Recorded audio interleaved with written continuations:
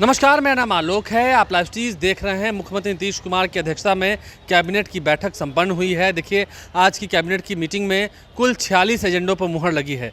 कई विभागों में बड़े बड़े फैसले लिए गए हैं। कई विभागों में कई पद सृजित किए गए हैं जहां पर नौकरी के अवसर होंगे।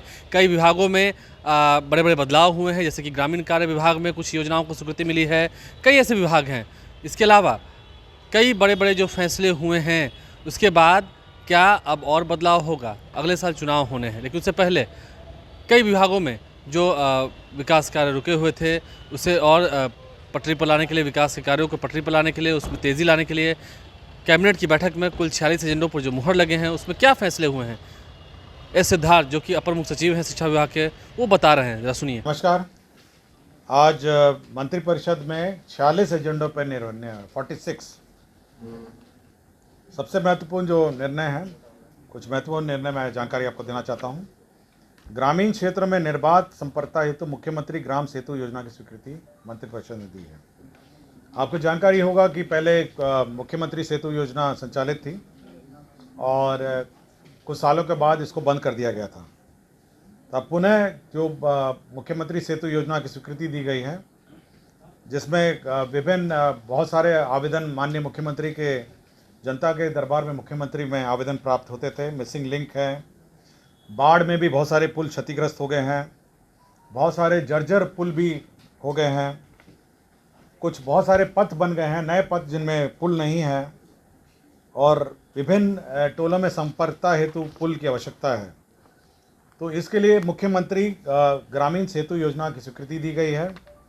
इसमें 100 मीटर तक की लंबाई जो है विभागीय स्तर पर ग्रामीण कार्य विभाग इसका निर्माण करेगा, और 100 मीटर से ऊपर पुल निर्माण निगम जो है वह इसको निर्माण करेगा। तो ये सबसे महत्वपूर्ण योजना की स्वीकृति हुई है, मुख्यमंत्री ग्राम सेतु योजना। इसी प्रकार ग्रामीण कार्य विभाग का ही मुख्यमंत्री ग्रामीण सड़क उन्नयन योजना की स्वीकृति दी गई है 33। इसमें आपको जानकारी होगा कि पूर्व में मुख्यमंत्री ग्राम सड़क उन्नयन योजना की स्वीकृति दी गई थी, जो एंड ऑफ लाइफ जो रोड्स हैं उसका उन्नयन सुदृढ़ीकरण करने का निर्णय लिया गया। अब यह निर्णय लिया गया कि इसी मत से जो भी रिपेयर के लिए, जो भी पथ के मेजर रिपेयर्स हैं, वह इससे किए जा सकेंगे। इसलिए मुख्यमंत्री ग्रामीण सड़क उन्नयन योजना की संशोधित नियम की स्वीकृति दी गई। पटना जिला अंतर्गत ये पर्यटन विभाग का प्रस्ताव है 41 नंबर। पर्यटन विभाग को सुविधा हेतु पीपीपी मोड में 3 5 सितारा होटल, 5 स्टार होटल के निर्माण एवं संचालन की मंत्रिपरिषद ने पूर्व में स्वीकृति दी थी। यह 2019 में यह स्वीकृति दी थी। यह जो 5 सितारा होटल है, अब उसमें कुछ संशोधन, जो स्वीकृति है उसमें कुछ संशोधन किए गए हैं। पहला संशोधन यह है कि अब होटल में हॉस्पिटैलिटी और पब्लिक मार्केट, रिटेल सेक्टर, मतलब इसमें मॉल और होटल का मिश्रित रूप से निर्माण किया जाएगा। दूसरा है कि कमरों की संख्या 100 कमरे हैं, और पाटलिपुत्र अशोक में कम से कम, बांकीपुर बस स्टैंड और सुल्तान पैलेस में 150 कमरे होंगे। ग्राउंड कवरेज पाटलिपुत्र अशोक में 60% एवं बांकीपुर में और सुल्तान पैलेस में 50% ग्राउंड कवरेज होगा। और लीज और मॉर्गेज की शर्तों में संशोधन हुआ है, और FAR जो 4 था उसको बढ़ा के 6 कर दिया गया है। और हाइट जो है वो अनलिमिटेड एयरपोर्ट जोनिंग रिस्ट्रिक्शन के अनुरूप होगी, मतलब जितना भी हाइट किया जा सकता है, लेकिन एयरपोर्ट जोन के अनुरूप होगी। यह 3 होटल आपको जानकारी होगा। तो एक तो है पाटलिपुत्र अशोक, दूसरा है सुल्तान पैलेस होटल जो था, और तीसरा था बांकीपुर। तो 2 होटल तो तोड़ के बनेंगे, अशोक और बांकीपुर बस स्टैंड वाले, और सुल्तान पैलेस वाले को हेरिटेज होटल के रूप में निर्मित किया जाएगा। पर्यटन विभाग का 40 नंबर, बिहार पर्यटन ब्रांडिंग एंड मार्केटिंग नीति 2024 की स्वीकृति दी गई है।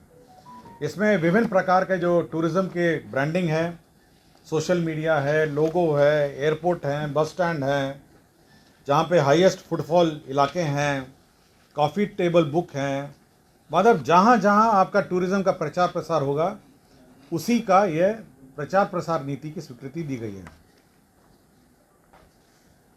नगर विकास आवास विभाग में मुख्यमंत्री समग्र शहरी विकास योजना के अंतर्गत 2 नंबर मुख्यमंत्री समग्र शहरी विकास योजना अंतर्गत जो पिछली बार योजना की स्वीकृति दी गई थी, उसमें 2 संशोधन किए गए हैं। एक तो ये जो एडमिनिस्ट्रेटिव अप्रूवल की शक्तियां जो हैं वह निर्धारित किए हैं कि डीएम जो है, जिला पदाधिकारी 1 करोड़ तक की योजनाओं की स्वीकृति दे सकेंगे।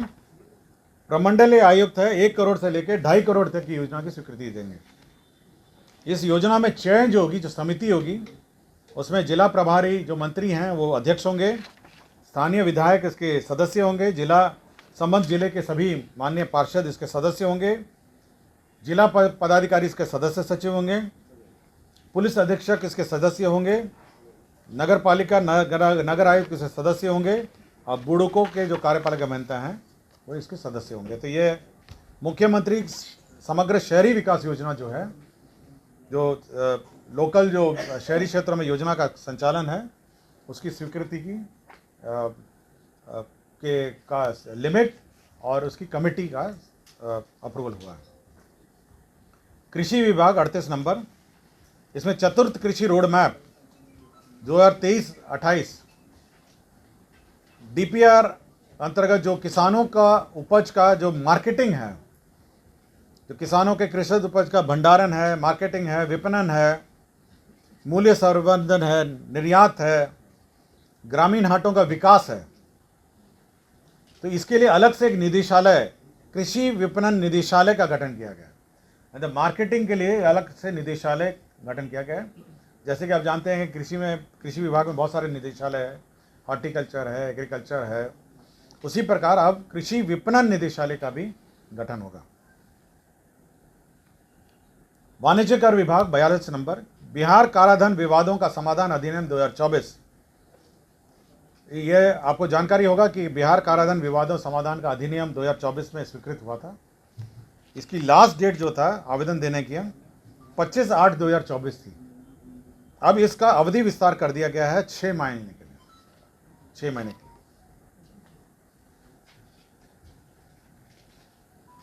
यह परिवहन विभाग का है। पुराने वाहनों की स्क्रैपिंग को प्रोत्साहन करने के लिए 15 वर्षों के लिए अधिक आयु के स्क्रैप किए जाने वाले वाहनों पर पूर्व से लंबित देनदारी में परिवहन विभाग की अधिसूचना संख्या 6061 दिनांक 28/7/2023 के आलोक में प्रदान की गई जो छूट की अवधि है वो 31/3/2026 तक विस्तारित की गई है। जो स्क्रैपिंग पॉलिसी के अंतर्गत आपको टैक्स कंसेशन दिए जाने थे, अब उसकी अवधि 31/3/2026 तक 26 तक विस्तारित की गई है। परिवहन विभाग का ही 4 नंबर एजेंडा, बिहार राज्य में निबंधित एवं विभिन्न कारणों से जो टैक्स डिफॉल्टर्स हैं, इसमें इलेक्ट्रिक व्हीकल को बकाया पथकर, हरित कर, एक मुश्त जमा कर, अर्धदंड विमुक्त BS4 को छोड़कर एक मुश्त पथकर जमा करने एवं वाहन व्यवसायियों को बकाया व्यापार तथा अस्थायी निबंधन की फीस में एक मुश्त जमा करने पर उस पर लगने वाले अर्धदंड से विमुक्त और कमी करने के लिए जो पीरियड है उसको 31/3/2025 तक विस्तारित कर दिया गया। जो टैक्स डिफॉल्टर्स हैं, जो विवाद था, उसकी जो अवधि है, जो सेटलमेंट की अवधि है, वन टाइम सेटलमेंट है, वो 31/3/2025 तक विस्तारित कर दिया गया। अल्पसंख्यक के 2 आवासीय विद्यालय हैं। पहला है कि बिहार अल्पसंख्यक आवासीय विद्यालय योजना बेगूसराय, यह है 37 अल्पसंख्यक विद्यालय बेगूसराय, जिला मौजा, खीरी चक वक्फ बोर्ड की ज़मीन है। 560 आवासन वाला अल्पसंख्यक आवासीय विद्यालय है। अनुमोदित प्रकलन जो है 50,67,60,60,000 रुपये इस प्रशासनिक स्वीकृति दी गई। दूसरा जो अल्पसंख्यक आवासीय विद्यालय है कटिहार जिला अंतर्गत कटिहार के मौजा सिरनिया वक्फ की ज़मीन है। 560 आवासन है, 57,17,91,000 का यह अल्पसंख्यक आवासीय विद्यालय की स्वीकृति दी गई है। 35 नंबर एजेंडा, योजना एवं विकास विभाग बिहार द्वारा संचालित कार्यान्वित विभिन्न योजनाओं विकास कार्यक्रमों के ससमय कार्यान्वयन परीक्षण के लिए आउटसोर्सिंग के माध्यम से 350 जूनियर इंजीनियर प्राप्त करने का निर्णय लिया है। इसमें 13,25,73,000 रुपये की स्वीकृति दी गई है। स्वास्थ्य विभाग 28 नंबर एजेंडा, इसमें वित्तीय वर्ष 2017-18 में कोइलवर में आरोग्यशाला, मानसिक आरोग्यशाला का निर्माण किया जा रहा था भोजपुर में। ये 272 बेड का था, अब इसको बढ़ा के 321 कर दिया गया है। इसमें स्कोप ऑफ वर्क में भी संशोधन है और रिवाइज्ड एस्टिमेट अब हो गया है 1,97,96,11,900 रुपये। तो स्कोप ऑफ वर्क में चेंज हो गया है और साथ ही साथ जो बेड है उसमें भी परिवर्तन हो गया है। तो पहले 1,28,00,00,000 का था, अब 1,97,00,00,000 का ये योजना हो गया है। 26 नंबर एजेंडा, राज्य योजना अंतर्गत जो डेंटल चिकित्सा महाविद्यालय हैं और अस्पताल है पैठना रहुई नालंदा में, भवन निर्माण के लिए पहले 4,414,00,000 रुपए स्वीकृत थे, अब वो रिवाइज होके 5,97,78,13,13,000 रुपये स्वीकृत कर दिए गए। ये एडीबी के प्रोजेक्ट सैंक्शन हुए हैं, 3 प्रोजेक्ट्स हैं, 4 प्रोजेक्ट हैं एडीबी के रोड डेवलपमेंट प्रोजेक्ट हैं। ये है 18 नंबर एजेंडा। पहला है बिहार स्टेट हाईवे 4 प्रोजेक्ट है। ये दोरैया इंग्लिश मोड़ असरगंज पथ लंबाई 58.473 किलोमीटर में पुल या पुल आरओबी बाईपास निर्माण है। ये 650,50,98,000 है। एडीबी असिस्टेड प्रोजेक्ट है। यह है आरा एकोना खैरा सहार पथ, ये 32,263 किलोमीटर है। पुल पुलिया निर्माण कार्य सहित उन्नयन है। ये 373,56,18,000 है। ये आरा एकोना खैरा सहार पथ राज्य उच्च पथ 12 के 1.3 किलोमीटर तेतरिया ग्राम से शुरू होकर महत्वपूर्ण स्थान जैसे एकोना, पियानिया, अज्ञान होते हुए राज्य उच्च पथ 81 के खैरा ग्राम के पास समाप्त होती है। तो 4 ये पद थे जो एडीबी असिस्टेड प्रोजेक्ट थे। लोक स्वास्थ्य अभियंत्रण विभाग पीएचईडी जो कार्य कर रही है, ये 11 नंबर एजेंडा है। ये इसके सुपरविजन का जो इश्यूज हैं, जो सुपरविजन के लिए इंजीनियर्स चाहिए, ये 350 इंजीनियर्स 1 वर्ष के लिए ये आउटसोर्सिंग के माध्यम से बहाल करेंगे। 13,25,73,000 रुपये के दर से। ये 2 केंद्र प्रायोजित जल आपूर्ति योजनाएं हैं जिसका रिवाइज एस्टिमेट हुआ है। पहला है राष्ट्रीय ग्रामीण पेयजल कार्यक्रम जल जीवन मिशन के अंतर्गत मुंगेर जिला के अंतर्गत अत्यधिक फ्लोराइड से प्रभावित खैरा एवं अन्य निकटवर्ती टोला में सतही जल के उपयोग से पाइप्ड जल आपूर्ति योजना 6.224 MLD के निर्माण हेतु 32,29,50,000 रुपये मात्र की राशि पर पूर्व से स्वीकृत योजना का द्वितीय पुनरीक्षित आकलन 40,82,11,700 रुपये पुनरीक्षित योजना की घटनोत्तर स्वीकृति दी गई है।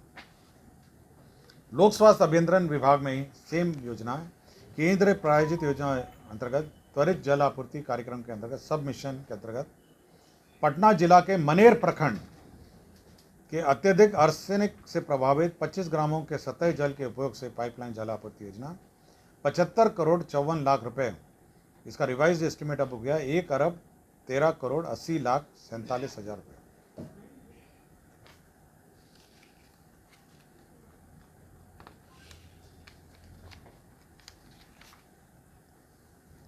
पिछड़ा वर्ग एवं अति पिछड़ा वर्ग विभाग एजेंडा नंबर 6। पिछड़ा वर्ग एवं अति पिछड़ा वर्ग कल्याण विभाग के अंतर्गत संचालित जनक कर्पूरी ठाकुर छात्रावास में अन्य पिछड़ा वर्ग छात्रावास को सुचारू रूप से संचालन हेतु 91 ये छात्रावास प्रबंधकों के पद सृजित किए 91। इसमें 4,39,74,000 रुपये व्यय होगा। इसमें छात्रावास प्रबंधक क्या करेंगे यह भी डिफाइंड है। शैक्षणिक वातावरण बनाया जाएगा, छात्रों के कमरों का आवंटन किया जाएगा, आवंटन छात्रों को परिचय पत्र निर्गत किया जाएगा। फिर मतलब सारे डिटेल हैं कि छात्रावास में प्रबंधन कैसे किया जाएगा उनके द्वारा। ये करीब 13 पॉइंट हैं जिसके बारे में यह निर्णय लिया गया। 1 नंबर एजेंडा प्रधानमंत्री आवास योजना ग्रामीण अंतर्गत राज्यांश की राशि जो है प्रशासनिक पद में 16 करोड़ अग्रिम की निकासी हुई है। 31 एजेंडा, बिहार मद्य निषेध अवर सेवा नियमावली 2017 में संशोधन हुआ है। बिहार मद्य निषेध अवर सेवा संशोधन नियमावली 2024 का नियमावली में संशोधन किया गया है। 30 नंबर एजेंडा, बिहार उत्पादन रसायन परीक्षक भर्ती एवं सेवा शर्त संशोधन नियमावली 2024 का संशोधन किया गया है। 30 नंबर एजेंडा है 29, बिहार सचिवालय भोजनालय परिचारी विशिष्ट भर्ती एवं सेवा शर्त संशोधन नियमावली 2024 की स्वीकृति। जो बिहार सचिवालय में लेबर डिपार्टमेंट के भोजनालय में परिचारी हैं, उन्हीं के भर्ती नियमावली में संशोधन है। 13 नंबर, बिहार उच्च न्यायालय न्याय सेवा संशोधन नियमावली 2024 की स्वीकृति दी गई है। 7 नंबर, बिहार राज्य प्रदूषण नियंत्रण परिषद प्रशासन स्थापना संवर्ग विनियमावली 2024 की स्वीकृति दी है। 3 नंबर, निगरानी विभाग की अधिसूचना संख्या 10/2/2010 में अधिसूचित बिहार विशेष न्यायालय नियमावली में संशोधन किया गया है। 46 नंबर एजेंडा है कारा एवं सुधार सेवाएं निरीक्षालय। इसमें 10 कार्यालय प्रचारी का पद सृजित किया गया है। शिक्षा विभाग 43 नंबर 43 एजेंडा, राज्य के जो नवस्थापित और उत्क्रमित माध्यमिक उच्च विद्यालय हैं, उसमें 6421 पदों का सृजन किया गया है। 44 नंबर एजेंडा, आपको पता है कि दरभंगा में एम्स का निर्माण हो रहा है और यह बहादुरपुर अंचल में हो रहा है। एम्स ने अतिरिक्त भूमि की मांग की गई है, तो 37.31 एकड़ भूमि जो है अतिरिक्त निःशुल्क वहाँ पे दरभंगा एम्स के लिए अतिरिक्त आवंटन किया गया। ये जो पूर्व में आवंटन लैंड है उसके अतिरिक्त ये मतलब दिया जा रहा है। पहले 113.86 एकड़ आवंटित किया था, अब 37.31 113.86 पहले आवंटन किया गया था, अब 37.31 अतिरिक्त आवंटन किया जा रहा है। तो एस सिद्धार्थ, जो कि बिहार के वरिष्ठ IAS अधिकारी हैं, कैबिनेट सेक्रेटरी हैं और अपर मुख्य सचिव हैं शिक्षा विभाग के, उन्होंने क्या कुछ बताया है कैबिनेट की मीटिंग के बाद आपने सुना है। हमारे चैनल को सब्सक्राइब कर लें, साथ साथ फेसबुक पेज भी लाइक करें। धन्यवाद।